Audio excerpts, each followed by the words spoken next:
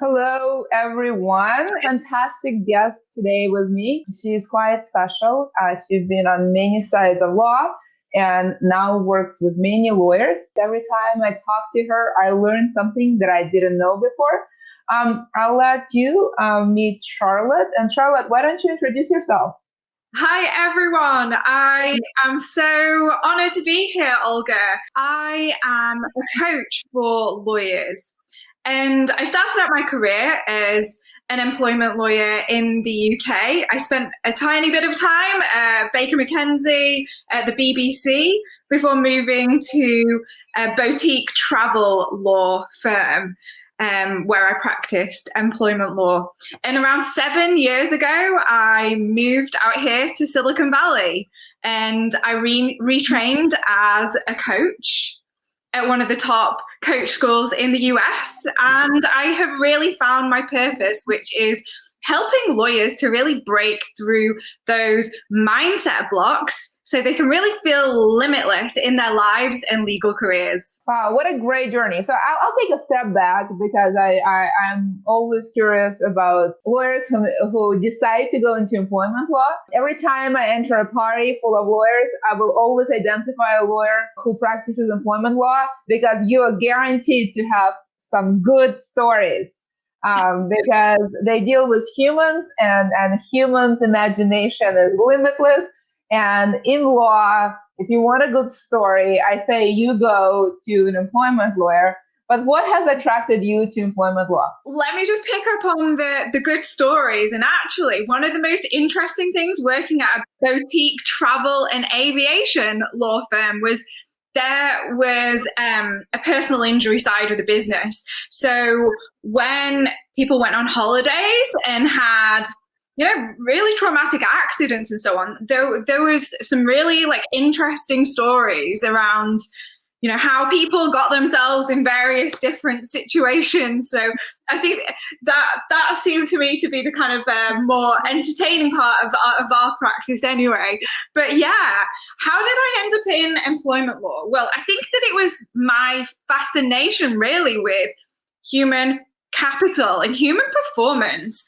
I have always been drawn to what motivates people to do what they do, what motivates people to behave in a certain way, how we can create entirely different results in teams from a leadership standpoint by leading differently. And so that has always fascinated me. And I believe it magnetized me into employment law and then has subsequently led me on this path into actually coaching and focusing on mindset.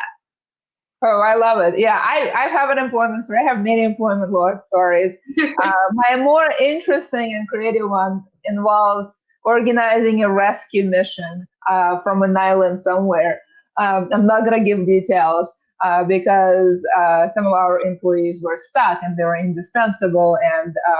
And it was really interesting. It's one of the kind of non-legal things that my law school never taught me yet. Turned out figuring out how to rescue employees from an island about to be hit by a tornado is definitely that skill up there that is very useful when you are in house and dealing with employees. Charlotte, mindset has a very critical component in any practice, including legal practice.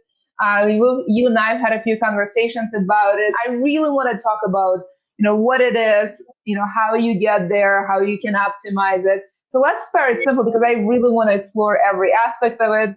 And I hope people who watch us will ask questions. I have lots of questions, but if you have questions, definitely chime in. So what is it? So mindset can mean a few things, but really I would define it as our attitude and how we perceive the world or a situation. And I don't know about you, Olga, but I see it all the times, like in teams. A situation may happen and a variety of different team members may have entirely different perspectives, even though the set of facts is exactly the same. So mindset is our attitude and how we are perceiving the world and perceiving situations. What I see consistently and what I've seen for well over a decade is that success is not always correlated with intelligence, achievements, what it often correlates with how badly you want it, how hard you work, how much you try, how clever you are, how creative you are. So it's much more likely to be correlating with those factors. And those things are really, one of the things that I've been doing when I've been interviewing folks for positions is actually looking for that grit or for that eagerness to win and succeed. But those are really hard things to identify. And I guess before we go into how, let's talk about in the context of legal.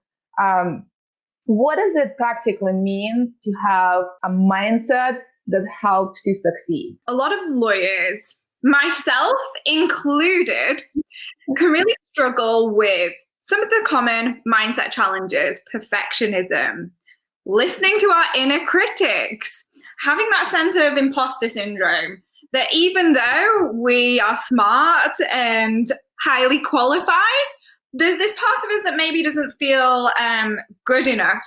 And I also see in a lot of lawyers this really inbuilt fear of failure. And this can manifest from an individual standpoint, but it also can manifest from a team standpoint. And so we can commonly see teams that have catabolic energy, catabolic mindsets, where everything is a risk. So, for example, in-house teams, they may have a perception within the wider business that the legal team is a no team, and that they are blocking business, for example. So it can manifest in different ways. On the flip side of that coin, we can have anabolic teams. We can have an anabolic mindset. And what that means is that we're able to more easily spot opportunities. We, in an in-house legal team, can take smart risk to facilitate business versus blocking it. So I think that's a really fascinating area that I love to focus on. If you sort of want to optimize for that anabolic energy, where you see opportunities and you progress toward them to solve the challenges, as opposed to becoming a department of no, how do you identify talent that thinks of it in this way? Law school, in many ways, and actually when we're in practice, the billable hours model and the way that life is structured as an associate, it can often be a very competitive environment. There can be issues of burnout and so on.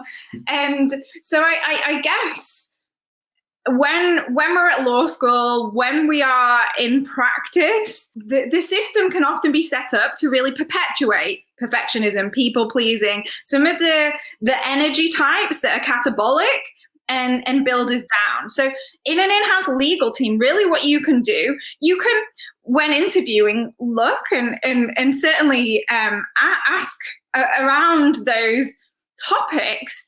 But what we can also do is apply coaching, apply training to really start to shift into more anabolic places. So for example, in a catabolic team, maybe the team is really demotivated and de-energized. So we can start to examine why, what is going on, what is creating that breaking down sense, and how can we start to use tools such as coaching, such as more frequent performance metrics, more one-to-one conversations with people to start to build their confidence and to build their energy. Really cool. So if I were, are there little tweaks or hacks or tricks, either during the interview or as you building team or inspiring team, to succeed, that you can help the team to be sort of on this anabolic rails as opposed to catabolic rails? Yeah, so I really love the word vision. And I think that that's incredibly important as leaders of legal teams to really frequently check in on what our vision is. What kind of people do we want to be recruiting, and get really clear on the vision and the identity of like the individuals that we perceive would be, a highly beneficial team member. So I think that when we can really be clear on what our vision is, what our values are, and we can look for that when we're recruiting. So getting clear on what is important. Is it important to have a culture where everything is always perfect? Or is it important to be creating a culture where it is safe to fail sometimes, that it's okay to take smart risks? And how do we fit like parameters around that? So there are some of the things that I would recommend thinking about. Yeah, I definitely agree with you. Being clear about what that vision is, who you're looking for to build that, star team, and communicating it during the interview and actually throughout the life cycle of your team is very, very critical, because it really gives you clarity. It gives vocabulary to your team to really have a measuring stick of what success looks like and how to prioritize competing things, say within perfectionism and maybe good safe culture.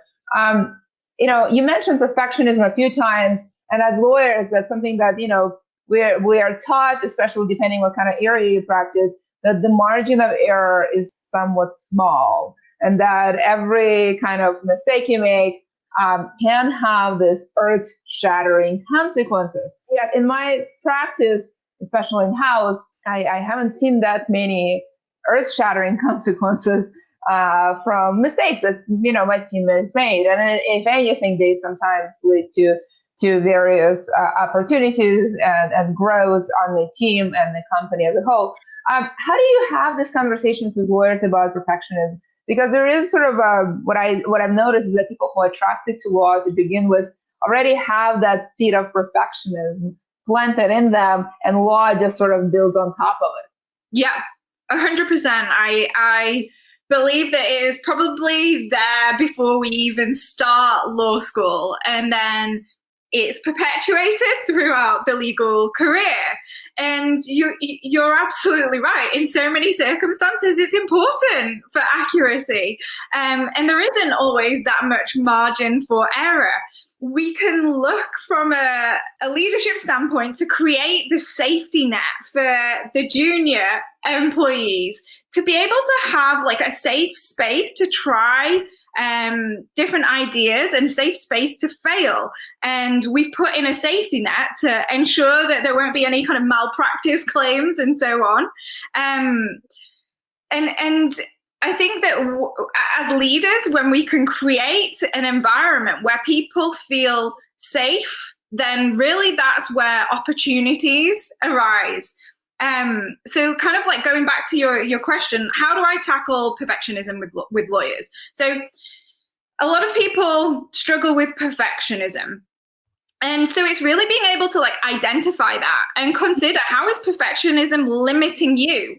Does it mean that you don't try new things because you're scared of getting it wrong? And so is your life, is your career less full and exciting because of that? And once we can start to be aware of like how perfectionism is limiting us, then we can start to let go. Yeah. No, I think there absolutely, and the cost, the more and more perfectionism definitely has an increasing cost. So there is sort of a point of diminishing returns at some point. I think sort of as a kind of public service discussion, you mentioned inner critic and imposter syndrome. And, I guess maybe we can talk a little bit about how to identify those symptoms. How do you maybe, if you have any tips to help manage them? And then at what point do you, seek professional help? Because depending how strong your imposter syndrome, I do believe that we must encourage people to actually seek professional help. Yeah. And what I mean by professional help, I mean clinical help. I think the first step has to be awareness. We can do mind and body check-ins. We can make a conscious decision to do that multiple times a day, every day. How am I feeling? Ask yourself that. And if you hear that the answer is, I'm feeling overwhelmed, I'm feeling not good enough, I'm feeling like a failure, then identify that. We've got to get hyper aware of the thoughts and the feelings that we are creating. So once we've actually checked in with ourselves, and maybe we are feeling not good enough at that moment, identify like what made you feel that way. Was it something that someone said? Was it looking on LinkedIn and you saw a former colleague that's doing incredibly well, you know, and it made you feel not good enough? So if we can identify like what triggered us, then the next question that I would recommend that we dive into is, what is our mind saying? So is it saying, you know, and you just write down everything that your mind is saying in that moment about you being not good enough. And then the next question that we can ask is, how true is that? Because when we ask that objective question, how true is it that I am not good enough? How true is it that I've made a real mess of my whole career? Then you can start to write down, well, actually, it's not true. And it gives us a different perspective. So we start to not see something as being a failure, but actually just as a little kind of bump in the road. Yeah, I agree with you that self-awareness is definitely important. And I love all the tools that you identified, from noticing to writing down to actually rebuttaling it, and have a conversations and thoughts about it. I think it's completely normal to have moments of doubts, and questioning whether you've made the right choices, and maybe even, sort of moments of insecurity. We all have them. And, that, yes, social media can trigger that. It has triggered it for me. Especially many of us have very, very high expectations of where we should be and how quickly and with how much sort of pizzazz. So absolutely normal. It is when those moments of doubt hinder your ability to go forward and to live your life normally. That's, I think, where a critical moment, and you should be kind of examining that, where I think you need seek professional help. That's kind of the way I think of it. How do you think about this sort of, when is the moment you actually seek professional help? The phrase like professional help can mean a few different things. It can mean having a coach to work through it. It can mean having a therapist to work through some of it. And so it kind of depends on the severity of it, how much it's impacting your life. Are you, overthinking things so much, and the thoughts are spiraling around in your mind so that it's not possible for you to work, so that it's, you're finding it difficult to get out of bed and so on. And those kind of moments really point towards like seeking professional help to help you kind of shift through this so that you can feel more balanced and happy again, and feel like you're kind of moving forward in the right direction. I think from a coaching standpoint, everyone can benefit from having a coach, because coaching helps you to go from where you are right now to where you want to be. And if you recognize that some of these thoughts are limiting you in any way, then we can develop strategies and plans to help you move through that. And it's always great to have someone who you feel can objectively support you and create that container, so that you do feel supported. And it's not just like advice from a friend, advice from partners and so on. It's someone there to truly be objective.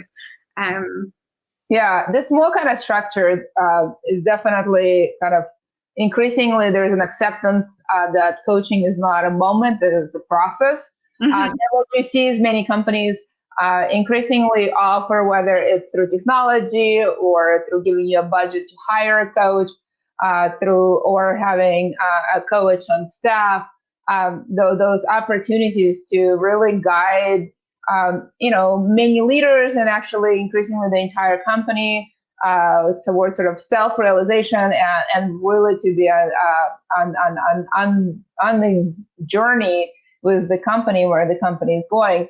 Actually, and it's very interesting to see how you quite see a lot of that coaching, acceptance, and mindset importance within kind of the business world, especially given the increased benefits that companies provide.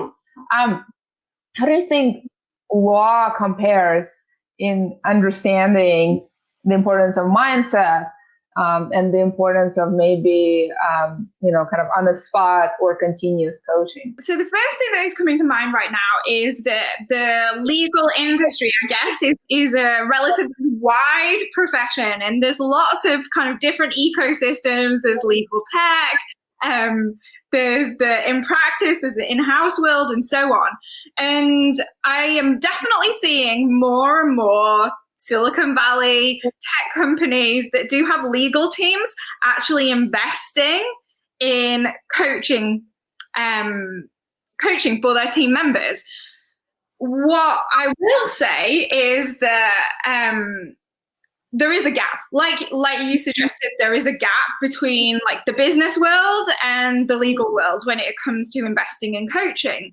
And I put some of that down to the structures of law firms. And we have the billable hours model, and associates, they have their billable hours targets, and so a lot of law firms are incredibly profitable and perhaps don't always see the ROI, because it's like, the old way of working, the old way of thinking is generating profits. And so if it's broke, if it's not broke, don't fix it, And so I think that is a factor, but I'm definitely seeing shifts and changes within the legal profession as well. Yeah, one of the things I'm also seeing is some teaching of I guess leadership as a mindset, as a toolbox of skills. Though not as much. What I've seen is that, given that I've been on the business and legal role, I definitely see that among other business professionals, it's accepted that leadership is a skill that you learn at some point, that you don't show up to this world with, the entire toolbox. You may have some, you may have none, and you definitely can acquire it. With lawyers, it seems like there's a little bit of an expectation that you either have it or you don't. And that seems to be very consistent, not just with the expectation of leadership skills, but actually hardcore skills, like you either a good litigator or not. You either a material to be the general counsel or not. And I tend to always say, look, good litigators are not born; they become. Good general counsel are not born; they become. And I feel the same way about leadership. But I'm just curious, sort of, about your thoughts about teaching lawyers leadership skills, and what are we doing right, and what could we do better? Especially, I really know the in-house community very well, and that's kind of near and dear to my heart. If you have any thoughts there, that would be really helpful. I do believe that leadership is a skill that can absolutely be taught, and there isn't so much of a leadership program at law school and beyond, but that can change, and we can start to teach leadership at all levels of the profession. And it makes good business sense. It means that clients have a better experience and so on. And it also means that we are able to attract and retain lawyers in a way that perhaps without strong leadership, we're seeing lawyers leave the profession in large numbers to different industries. So if we were able to kind of up-level the leadership training and the employee experience for lawyers, then I think we would be able to attract and retain more quality lawyers. Yeah, I'm with you there. I do think that to be, for example, a general counsel, I don't think there is necessarily one path to it. I'm a former litigator. I actually think for me it was a fantastic way to train to become the general counsel. I would not have it any other way. I do think that the opportunities of actually kind of litigating and being in court are much harder to learn, for example. Yeah. I also see the value in other backgrounds. And so when I was hiring for my gaps, which I was over time filling. But I definitely think that the leadership skills are skills, just like litigation skills are skills, just like corporate employment, writing, speaking, all of those are skills, and some of us have maybe more natural proclivity, but all of us can learn with enough effort and determination. And there are kind of hacks or tips you have, if I am, beginning, middle, or end of my career.